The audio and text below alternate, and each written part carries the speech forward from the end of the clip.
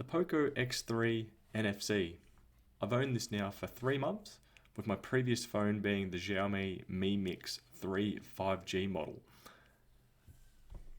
And in this video I'll be discussing my thoughts on the X3 and also how it compared to my Mi Mix 3 5G.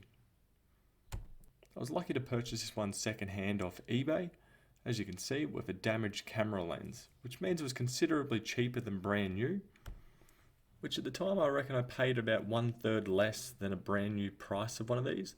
This one being the 6GB of RAM / 128GB model.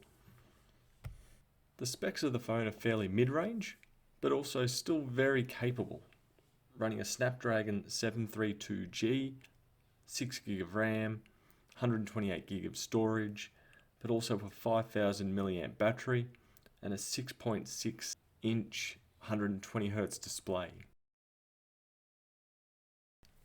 I found the image quality on the X3 to be superior to that on the Mi Mix 3 5G, which was my previous phone. Currently I haven't really found any negative points. Mainly the performance of it is virtually the same to what I was getting on my previous phone. The battery life is better. The smoothness of the 120Hz display is perfect. I've been definitely enjoying that. The only thing I traded off from my last phone was a 60Hz OLED display, which overall I've learned to live with. After probably less than a couple of weeks, I didn't really notice much difference apart from my silky smooth screen. Another good advantage I've had with it was the loudspeaker. It has a mono speaker at the bottom, but it also uses the ESP speaker.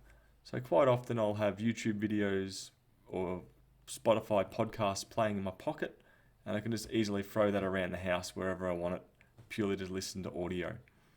I find with the battery life I tend to get a couple of days of light use out of it, or 1 day of heavy use, so perfectly acceptable.